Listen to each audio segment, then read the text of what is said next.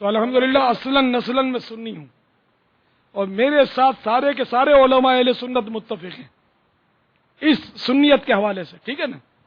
تو یہ ہم سب مطلب یہ کہتے ہیں کہ یہ سب غلط ہو رہا ہے، یہ چرسی بھنگڑیوں کا ہم سے کوئی تعلق نہیں، یہ ہماری سنیت کو بدنام کر رہے ہیں اور کھاتے پیتے موج کرتے ہیں۔ بعض عرصوں میں آپ نے دیکھا ہوگا کہ وہ ٹھیک ٹھاک ان کے لیے شامیانہ لگتا ہے، آپ بابا کر کے ایک دوسرے کو بلاتے ہیں، ایک دوسرے کو کش دیتے ہیں، دیکھ کش لگاتے ہیں اور پھینکم پھینک کرتے ہیں، ان کے گرد لوگوں کا ٹولہ ہوتا ہے اور ایسی باتیں بنتی ہے، ایسے کسی کے اتنے لمبے لمبے عورتوں کی طرح بال ہوتے ہیں، کوئی بالکل پورے کا پورا کنجا ہوتا ہے تو ابرو بھی اس کے منڈے ہوئے ہیں، کوئی وہ لمبا کرتا کسی نے پہنا ہوا ہے نک ٹخنوں سے نیچے، کوئی نے کسی نے بڑے بڑے موتی بولوں موتا بولوں موتوں کے وہ منکوں کے بڑے بڑے وہ پہنے ہوئے تسبے، تو تسبیح بھی نہیں ہوتی، تسبہ ہوتا ہے، ایک سے ایک وہ اپنا وہ کارٹون ٹائپ کے سین بنائے ہوئے ہوتے ہیں، اور وہ لگے دم تے بٹے غم، دنیا کماوے کھاوے ہم، نہ کمانا ہے نہ کوئی نوکری کرنی ہے، وہ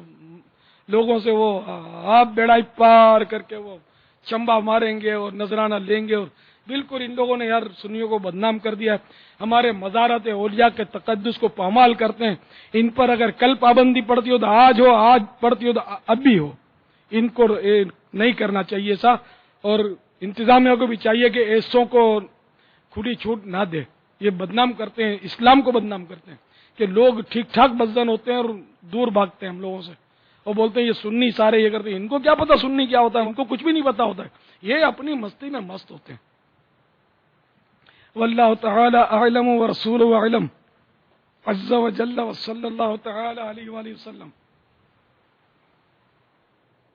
یہ جو ڈھول بجا کر بابا گلیوں میں جو گزرتے ہیں ڈم ڈم ڈم کر کے، اور وہ جھنجھنا بجاتے رہتے ہیں، یہ سب حرام ہے۔ چار آدمی چادر لے کر چل رہے ہوتے ہیں، کلندر کا نیاز دے دو، دمادم مست کلندر، ایک آگے وہ بچہ جمہورا ناچ رہا ہوتا ہے۔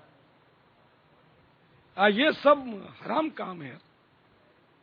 اور جہنم میں لے جانے والے کام ہیں، ان کو چندہ دینا بھی ناجائز ہے۔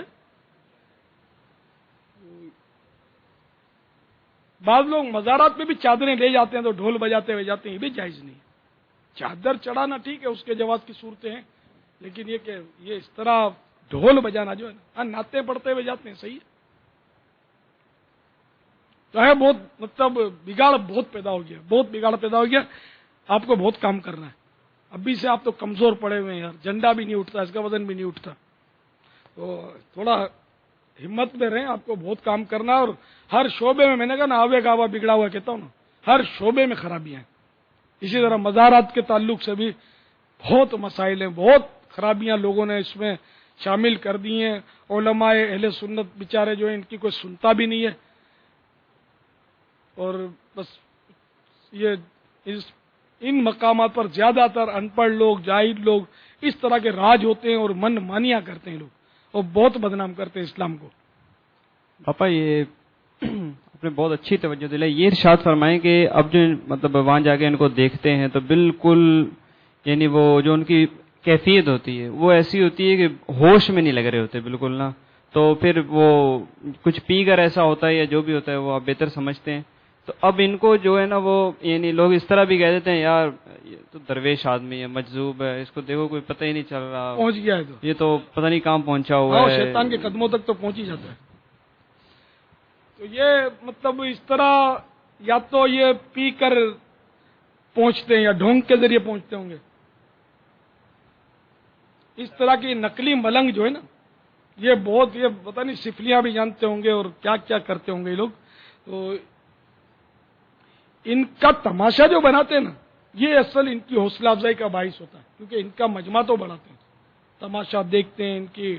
واہ واہ کرتے ہیں، ان کی دست بوسیاں کرتے ہیں، اور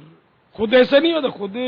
نارمل ہوتے ہیں، لیکن ان کی حوصلہ افزائیاں کرتے ہیں، اور بھیڑ کر کے ان کا تماشا دیکھ کر، جیسے بندر کا تماشا، ریچھ کا تماشا ہو رہا ہے اس کو دیکھنا بھی حرام ہے، تو اس طرح کے تماشے دیکھ کر ان کا ظاہر ہے کہ مجمع ہی بڑھاتے ہیں، کہ رونق بڑھاتے ہیں، تو اگر یہ کوئی ان کو لفٹ نہیں کرے گا نا تو نہ یہ پہنچیں گے، نہ یہ میرا خیال یہ سٹے بھی نہیں لگائیں گے، جب کوئی دے گا نہیں، ان کو پانی بھی نہیں پلائے گا کوئی، نہ کھانا دے گا، نہ باوا باوا کر کے ان کو مان دے گا، نہ ہاتھ چومے گا، نہ ان سے کوئی تعویذ مانگے گا. یہ سب اپنی جگہ پر صحیح ہو جائیں گے, وہ ٹھیک ٹھاک روزگار پہ لگ جائیں گے. یار کوئی اپنے کو گھاس ڈالتا ہی نہیں ہے. تو یہ قوم جو ہے نا, ان کو گھاس کھلا کھلا کے ان کو بیٹھے بیٹھے ان کے پیٹ نکل آتے ہیں, موٹی گردنیں ہو جاتی ہیں, اور وہی مطلب کر کے وہ آوازیں نکالتے الٹی سیدھی. اور کوئی ہوگا تو یہ بھی ان کے ڈرامے ہوتے ہیں, کوئی ہوگا فضا میں گھورتا رہے گا. ایسے ایسے ان کے ڈرامے ہوتے ہیں کہ آدمی یعنی کہ اگر تھوڑی بہت بھی بس وہ سمجھدار نہ ہونا تو ان کی آٹی میں آ جاتا ہے. بابا پہنچے ہوئے آسمان میں, پتہ نہیں کیا کیا زیارتیں کر رہے ہیں. ڈائریکٹ لائن ملی ہوئی ہے بابا کی. کوئی کچھ سوال بھی کیا تو بابا نے کیا تو وہ آدمی کانپ جائے گا, بولے یہ بابا بس ہٹ جاؤ, بابا بھی پہنچے ہوئے کیا لائن ملا رہے. تو بس یہ سب حساب کتاب ہوتا ہے. اللہ تعالیٰ کرم فرمائے, اللہ اخلاص دے دے اور ایسوں کے شر سے ہم کو بچائے. ہاں مجذوب ایک قسم ضرور ہے پہنچے ہوں کی, یہ واقعی پہنچے ہوئے ہوتے ہیں مجذوب جو ہوتے ہیں نا, لیکن وہ مجذوب پھر ان کے ساتھ وہ دم لگائیں یہ سمجھ میں آتا نہیں ہے. تو مجذوب کو تو ہوش ہی نہیں ہوتا نا, وہ بالکل اپنے آپ میں نہیں ہوتا ہے. اور مجذوب کی ایک پہچان میرے آقا اعلیٰ حضرت نے یہ ارشاد فرمائی کہ وہ شریعت کی مخالفت نہیں کرے گا. یہاں تو مطلب یعنی کہ مجذوب کا اسٹائل ہی کچھ اور ہوتا ہے. یہ مجذوب ہوتے نہیں, مجذوب بنتے. مجذوب ہوئے ہیں, جیسے کہ سیدنا موسیٰ سہاگ رضی اللہ تعالیٰ عنہ کا مزار شریف احمد آباد میں مدینہ الاولیاء میں مزار شریف حضری کی بھی سعادت ملی ہے. تو یہ اس کے بارے میں ملفوظات اعلیٰ حضرت میں ہے کہ یہ مجذوب تھے, یہ سچے مجذوب تھے. یہ سر سے پاؤں تک زنانی وضعات تھی ان کی, عورتوں کا لباس پہنتے تھے, چوڑیاں بھی پہنتے تھے مجذوب, ان کو ہوش ہی نہیں رہتا تھا. مگر شریعت کی مخالفت نہیں کرتے مجذوب جو ہوتے ہیں, یہ میں آپ کو بتا دوں. تو اس لیے وہ ان کو وہ نماز جمعے کا وقت تھا تو وہ قاضی صاحب نکلے جمعہ کے لیے یا خطیب صاحب گزرے تو ان کو کہا کہ چلیے نماز کے لیے. تو انہوں نے کہا لبیک, مردانہ کپڑے پہن لیے اور آگے مسجد میں اور نماز کے لیے بیٹھ گئے. اب جیسے ہی امام نے تکبیر کہی اللہ اکبر, ان پر جذب کی کیفیت طاری ہوئی. اور بس اب جو مجذوب بولتا ہے وہ یوں کفریہ کلمہ ضرور ہوتا ہے, لیکن اس پر وہ مرفوع القلم ہوتا ہے, اس پر قلم نہیں چلتا, حکم کفر اس پر نہیں لگایا جاتا کہ اس کو ہوش نہیں ہوتا. تو اس نے جب یہ تکبیر کہی امام نے اللہ اکبر, تو انہوں نے مطلب ایک دم وہ ان کو جذب کی کیفیت طاری ہوئی کہ میرا خاوند حی لا یموت ہے. اللہ تعالیٰ کو اپنا خاوند بولتے تھے, شوہر بولتے تھے, کیونکہ خود عورت کا لباس پہنتے تھے. یہ جذب کی کیفیت تھی ان کی, ہوش میں ایسا نہیں کرتے تھے.